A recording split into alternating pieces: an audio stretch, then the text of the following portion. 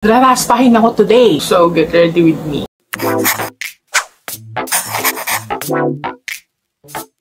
Lagayan ako ng lip oil.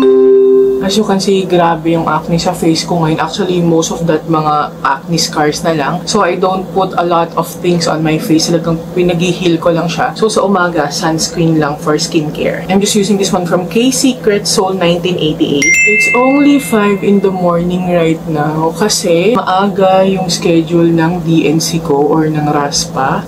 Yes, ang bilis ka. Saan ka pupunta? Bis na si mama, guys. 7 AM talaga yung procedure, pero pinapapunta na ako ng 6 AM dun sa clinic. Actually, lying-in clinic lang siya. Dun kasi mga anak yung kapatid ko. So, OB niya tong OB ko na to. Bagong OB ko to. Tsaka na ako mag-story time, guys. Kasi nagmamadali ako ngayon. Pero I just wanna update you kung ano nangyayari sa akin ngayon. Kaya ako raraspahin. Na-diagnose ako ng myoma ng 2022. So, yun yung pinakasakit ko. Tapos, hindi na ako nakapagpa-check up simula ng January 2023. Kung makikita niyo sa YT channel ko, meron akong story time about my myoma kung paano ako na-diagnose. Pero nitong November 2024, medyo lumalakas na naman yung bleeding ko, tapos medyo may pain na din siya. Kaya nagpa-check up na ako ulit. So, nakahanap ako ng OB malapit sa amin. Tapos, pinaggamot ako, binigyan ako ng mga pills, mga gamot para mag-stop yung bleeding kasi yun yung ginagawa pag may myoma. Since hindi pa tatanggalin yung myoma ko, ang pinakagagawin ay yung pagtigil ng bleeding mo kasi talagang uubusin niya yung dugo ko. So, may mga tinurok sa akin para magtigil yung bleeding. Tapos, pinag-birth control pills na rin ako. Buong December hanggang January, balik-balik lang ako sa OB ko. Balik-balik lang ako sa check-up. Tapos, lumabas na rin yung mga ibang sakit ko. Like, may diabetes na rin ako, hypertension, and may sakit din ako sa thyroid. Meron akong hyperthyroidism. So, nagtitake ako ng gamot sa lahat ng mga sakit na meron ako ngayon. Parang maintenance ko na sila ngayon. And raspahin ako ngayon, hindi dahil sa myoma ko. Naraspahin ako dahil nung in-ultrasound ako ulit nitong January, chinek ulit siya, nakita na kumakapal yung matres ko. So, kailangan akong raspahin kasi nasa 3 cm na yung kapal ng matres ko, yung lining ng endometrium. Hindi ko alam kung bakit, hindi namin alam kung bakit. Kaya nga raraspahin, tapos ibabiopsy yun. Kasi kailangan malaman bakit kumakapal yung matres. Of course, medyo nag-research na rin ako about sa case ko, and nakakatakot kasi, at yun din yung sinasabi ng OB, ng mga OB ko na nakakatakot kasi kapag pinabayaan mo yung kumakapal na matres, pwede siyang mauwi sa cancer. Especially at my age, wala pa akong Alexa, stop alarm. Sorry, ayun na naman si Alexa. Especially at my age, wala pa akong asawa, hindi ko pa nagagamit yung matres ko kasi hindi pa ako nagkakaroon ng anak. Kasi wala pa akong asawa eh. So sa ganitong age, 35 years old na ako, hindi pa nagagamit yung matres ko, prone ako sa mga ganong klase ng sakit. And syempre, yun yung gusto nating iwasan at agapan. So ngayon na kumakapal yung matres ko kasi parang ang bilis ng pagkapal niya. Like, in-ultrasound lang ako nung November, nasa 1 cm siya, actually makapal na yun. Tapos, etong January, biglang 3 cm na siya agad. Actually, nitong huli pala sa bagong OB ko, nakita namin 4 cm na siya. So, ayun, kailangan na talaga siyang agapan, kailangan ng raspahin. So, wala pa akong masyadong masasabi sa inyo about sa sakit ko, bukod sa meron akong myoma at kumakapal yung endometrium ko, kasi iraraspa pa nga lang ako, so malalaman pa natin. So, ngayon, yung biopsy, 2 weeks pa siya. Medyo magbibigay ng anxiety sa akin yan, pero prayers lang. And sana please guys, please pray for me din. Na sana, sabi nga ng OB ko, maging favorable yung resulta ng biopsy. Pero binigyan ako ng hope ng bago kong OB kasi sabi niya, pwedeng dahil sa hormonal changes ko, kung bakit kumakapal yung matres ko. Kasi nag-birth control pills ako and everything, ganun nga kasi nga kinokontrol yung bleeding ko. So sana nga guys, ganun lang. By the way, I'm using the old Everblend na Pillow Pop Blush. Ito yung old packaging, actually sira na siya. Pero favorite ko kasi itong shade na to, yung Dreamy Coral. Wala pa ako ng mga bagong shades nila. Bago na yung packaging nito guys. So try natin yan soon. Ang ganda nito kasi nakita niyo naman nag-powder na ako. Pero nakakapag-apply pa rin ako on top of powder. Hindi siya nag-move kasi parang cream to powder siya. Ang goal ko lang sa makeup ko today guys, para mag-lighten lang yung mga dark marks ko. Hindi sila para fully i-conceal. Ganyan ako mag-makeup ngayon. Okay lang na nagpipick through yung mga acne marks ko, pero nagko-concealer ako para mag-lighten up sila, para hindi naman silang mukhang dark na dark at mukhang nagmumura yung acne ko sa harap ng mga tao. Pero this is my first ever makeup video sa taong to kasi nga sobrang busy ko sa pag-asikaso sa health ko. Balik-balik ako sa mga doctors ko. It's February 11 today, tapos sa February 14, kailangan kong bumalik sa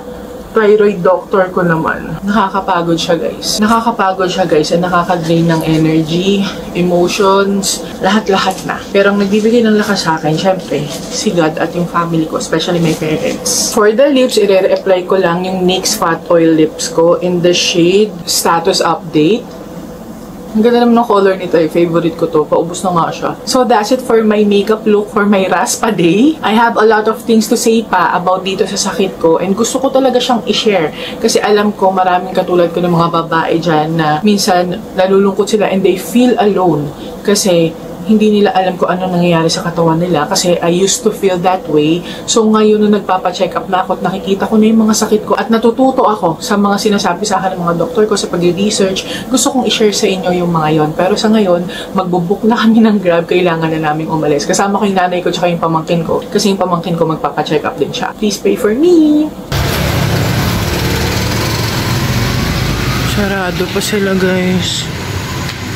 Wala pang tao. Sabi ni Doc, dapat 6 AM dito na ako. 10 minutes to 6 pa lang naman. Pasok na kami guys. May nagpapasok na sa amin. May doorbell pala. Hindi ko agad nakita yun.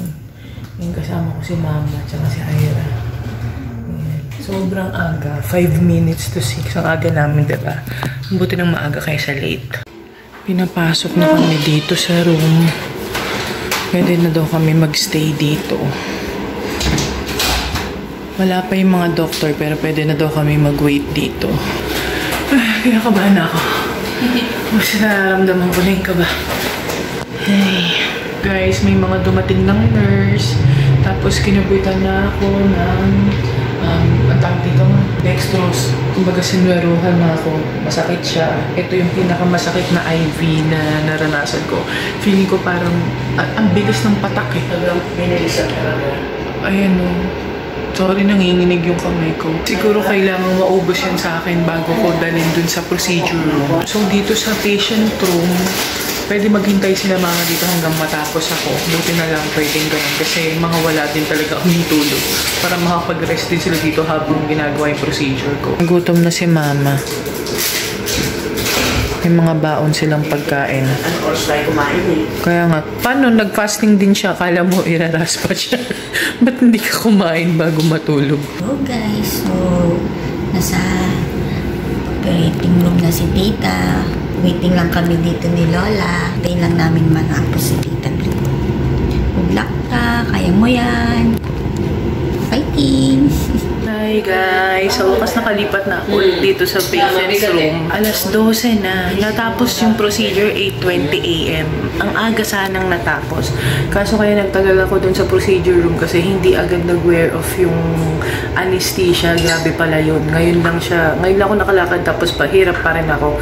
Pero at least nakaka-hap na ako. Nakaka-move na siya. Pero hindi pa completely. So, papahinga pa ng konti dito sa patient room para makauwi na kami. Tapos, syempre nagwe-wear off na anesthesia. So, nararamdaman ko na yung sakit sa puson. Kasi yun daw yung parang, yun yung magiging side effect na naraspa ka. May pain kang mararamdaman, mga cramps na gano'n. Ay, nadagdag sa amin. Hello na po silang kasama ko dito. Ayan, tsaka si Inay. Pero ang pinakamagandang balita, nakakain na ako. May pinainom na agad na gamot sa akin, antibiotic, tsaka for pain. So, na-take ko na siya, tsaka ibang mga maintenance ko. So, ayan. Mag-rest lang pa ng konti dito para completely gumana na yung legs ko para makauwi na ako.